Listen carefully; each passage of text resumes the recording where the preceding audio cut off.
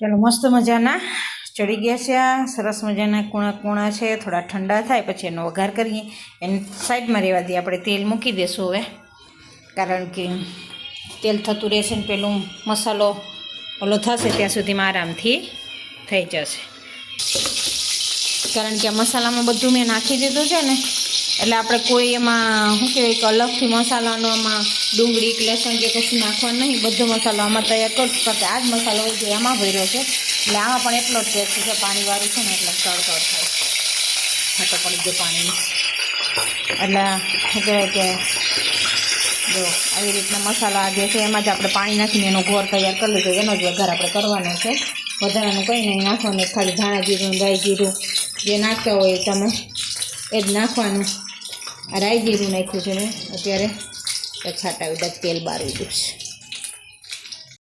Hello દોસ્તો, રાધે રાધે રાધે આ બ્લોગમાં તમારા બધાનું સ્વાગત છે ને કેમ છો બધા મજામાં જશો? મારે રીલ જોતા છો એટલે મજામાં જશો. ચાલો ઘરના બધા વાસી કામ કરી કમ્પ્લીટ થઈ ગયું છે ને હવે બનાવવાની છે આપણે રસોઈ. તો જો કપડાં વપડા ધોવાઈ ગયા છે, દોરીએ નાખી દીધા છે તો સરસ મજાનો તડકો પણ છે. ઘરના બધા કામ કમ્પ્લીટ થઈ ગયા છે ને હવે આપણે બનાવશું રસોઈ. તો ચાલો તો અત્યારે આપણે બનાવવાનું છે આજે જમવામાં ભરેલા કારેલાનું શાક. તો એને મેં ધોઈ અને સાફ કરી અને અંદરથી આ બધા જે આ તો નાના નાના છે અને અંદર મસાલો કશું મતલબ કે કોઈ વસ્તુ હતી નહીં ને સે પણ સરસ મજાના કૂણા કૂણા. તો એને સાફ કરી અને ધોઈ અને એને કોરા કરવા મૂકી દીધા છે ને પાણી ગરમ કરવા મૂકી દીધું. તો તમને ખબર પડી જ ગઈ છે આમાં ઓજે પકવવાના છે અને બાકી બાફીને કરતા હોય ઘણા, પણ આજ વખતે આપણે અલગ ટ્રાય કરવાની છે એટલે હું ઓજે કરું છું. જેમ રવૈયા કર્યા હતા ને એવી જ રીતે અને ઓજે પકાવીને પછી વઘાર કરશું. તો આપણે ગ્રેવી બનાવી લીધી છે. ગ્રેવીમાં આપણે લસણ, ડુંગળી, કોથમીર, મરચું, મીઠું અને શું કહે કે થોડુંક ચવાણું અને થોડા ગાંઠિયા એવું બધું નાખીને ગ્રેવી તૈયાર કરી લીધી છે. હવે આ ગ્રેવી આપણે એની અંદર ભરી અને પછી આપણે એવું ઓજે પકવવાના છે. તો ચાલો ફટાફટથી હું એ પ્રોસેસ કરી લઉં ભરવાની અને પછી આપણે ઓજે મૂકીએ ત્યારે હું તમને બતાવું. વિડીયોમાં કન્ટિન્યુ રહેજો. આપણે કારેલા ભરાઈ ગયા છે જો સરસ મજાના આવી રીતના ભરી લેવાના અને પછી આ ગેસ થોડોક ફાસ્ટ કરવાનો જેથી કરીને પાણી ગરમ થઈ જાય. પછી આપણે એમાં મૂકવાના છે ને આટલો મસાલો વધ્યો છે એની ગ્રેવી કરીને નાખવાની છે. પણ એ ક્યારે જ્યારે વઘાર કરશું ત્યારે ત્યાં સુધીમાં આને પકાવવા મૂકી દઈએ.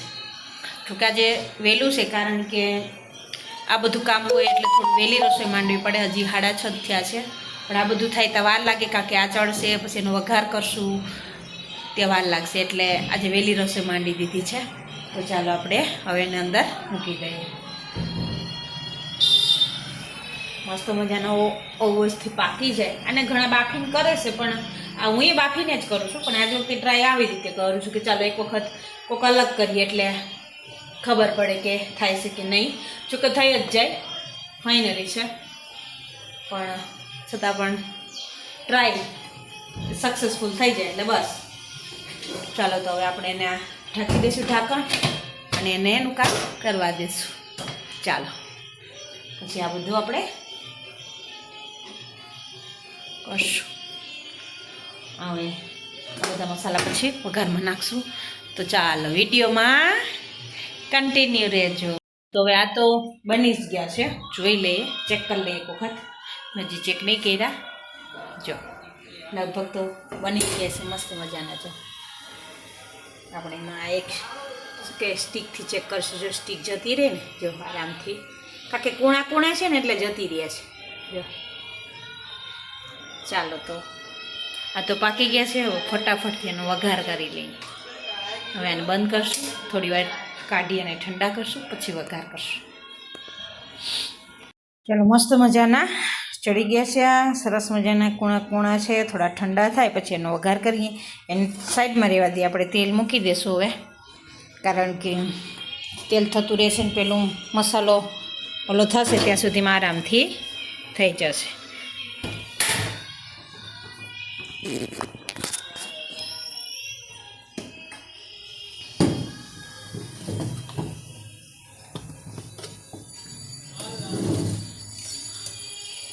જો જોઈતા પ્રમાણમાં 2 ચમચી જેટલું તેલ નાખવાનું કારણ કે વધારે તેલ હોય ને તો તેલવાળું ન ભાવે. 2 ચમચી થાય આ પાવરું નાખીએ ને એટલે બે પાવરા નાખો ને એટલે 2 ચમચી તેલ થાય. પછી તમારે નાના મોટું પાવરું હોય એના ઉપર ડિપેન્ડ કરે. પછી એવું નહીં કે હવે 2 જ કીધું તો 2 જ નાખ્યા. નાનું પાવરું હોય તો ઓછું પડતું હોય તો નાખવાનું, એવું જરૂરી નહીં. પણ આ તો મારે 2 પાવડા છે, 1 ચમચીના માપના છે, એટલે હું એ રીતે નાખું છું. બીજું કોઈ વધારે હું કશું નહીં કરતી. એટલે ચાલો તો ગેસ આપણે થોડો વધારશું, જેથી કરીને તેલ થઈ જાય. પછી વઘાર કરશું. અહીંયા દૂધ મૂક્યું છે, એટલે સાહેબ દૂધ લઈને આવ્યા હતા. તો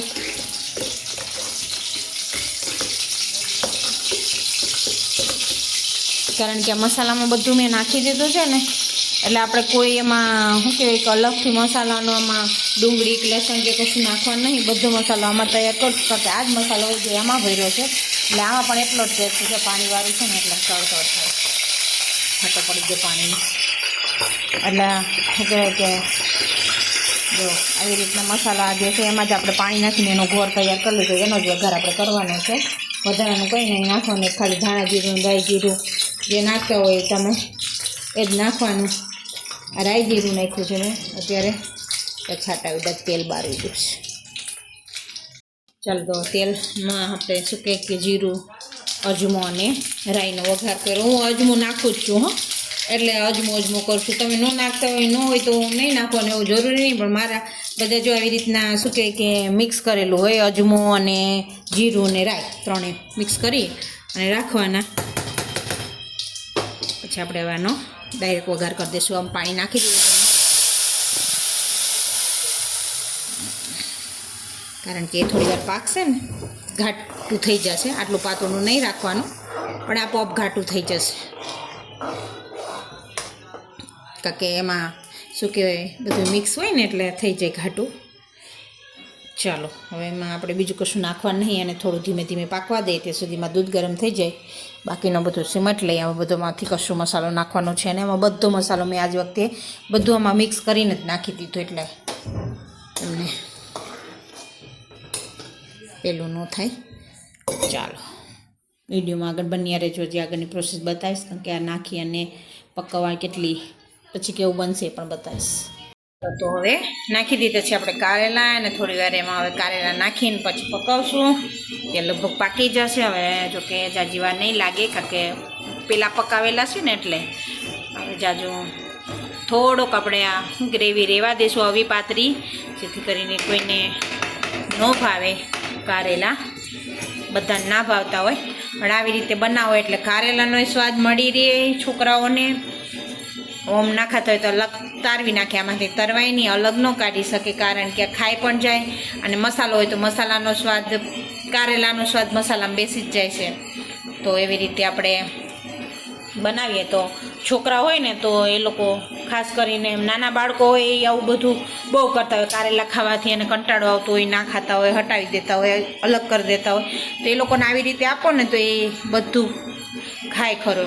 કદાચ ના ખાય ને તો કારેલાનો સ્વાદ ઓલામાં બેસી જ ગયો હોય, બધા મસાલામાં, આજે ગ્રેવીમાં, તો એ આરામથી ખાઈ શકે એમ. ચાલો, કારણ કે મારે હિતાંશુનું બધું આપું છું, એટલે હું તમને કહું છું. મારી હિતાંશુને કોઈ એવું નહીં કે નહીં આપ્યું મેં અત્યાર સુધીમાં શાક. બધા શાક ખવડાવવાના, બધું ખવડાવવાનું, જે એને યોગ્ય લાગે એ પણ ખવડાવવાનું બધું એમ. જો મસ્ત મજાનું હવે તો પાકી જ ગયું છે. જે થોડી રહેવા દો, પછી આપણે બંધ કરશું. આવું હતું મારું આજનું મેનુ, સાંજનું અને બપોરનું મેનુ. તમને ખબર જ છે બપોરનું મેનુ ચણાની દાળનું હતું. તો આવું કરીને તમે બાળકોને આપો ને તો જરૂરથી તમારા બાળકો નહીં ખાતા હોય ને બધી શાકભાજી એ ખાશે, બધું ખાશે. હું મારી હિતાંશુને જ્યારથી ખાવા શીખો છે ત્યારથી હરેક વસ્તુ આપું છું. કારેલું પણ ખવડાવું છું, અને બધા શાકભાજી લીલોતરી ખવડાવું છું, બધા કઠોળ પણ ખવડાવું છું. પણ આવી અલગ અલગ રીતે દઈને આપું છું, જેથી કરીને એને સ્વાદ પણ સારો આવે અને ખાવામાં પણ સારું રહે, અને બધા પૌષ્ટિક આહાર મળી રહે. એટલે આપું છું બધું. તો તમે પણ તમારા બાળકોને એવી રીતે આપજો ને શું કહેવાય કે ટ્રાય કરજો ઘરે. આવી રીતે બાળકો ખાય છે કે નહીં જરૂરથી કોમેન્ટ કરજો. ચાલો ફરી મળશે એક નવા વિડીયો સાથે. ત્યાં સુધી રાધે રાધે અને જય શ્રી કૃષ્ણ. ચાલો રોટલીમાંથી પ્લાન ભળી ગયો છે કે પરોઠા કરવા છે, એટલે મેથીવાળા, મેથી, ડુંગળી. અને તો કે તમે બધાય કહેશો કે બધા શાકમાં બધામાં ડુંગળી હોય જ છે. મને ડુંગળી વિના મજા જ નહીં આવતી.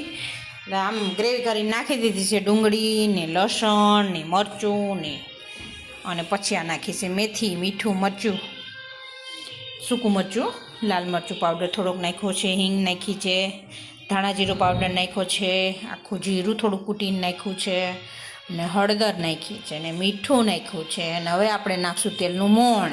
પછી આપણે બાંધશું લોટ બાંધી અને પછી બનાવશું પરોઠા. તો પ્લાન ફેરવી નાખ્યો, રોટલીનો લોટ બાંધતી હતી, વિચાર થયો કે ચાલો સરસ મજાની મેથી હતી, તો થયું કે ચાલો આજ પરોઠા બનાવે એક દિવસ. હવે જોઈએ, અત્યારે તો આવું બધું ખાવાની બહુ મજા આવે, અત્યારે લીલોતરી મળે પણ બહુ સરસ મજાની, એટલે ખાવાની પણ ઈચ્છા થાય. હવે બધું નવું નવું, અને શિયાળામાં તો ખાસ કરીને તમને બધાને ખબર જ છે કે ખાવાનું બહુ મન થાય આવું નવું નવું બનાવીને. તો થયું કે ચાલ આજ પરોઠા અને કારેલાનું શાક છે ભરેલું, તો મજા આવશે, તો બનાવી નાખું. અને શું કહેવાય, 2 દિવસ પછી કાંક ઢોકળાનો પ્રોગ્રામ કરશું, કે શાકભાજી કાલ લઈ આવીએ, તો શું કે ડુંગળીને એવું પતી જશે, મેથીને એવું બધું, તો લઈ આવે એટલે મસ્ત મજાના ઢોકળા બનાવી નાખશું. ચાલો આજે આ બનાવી.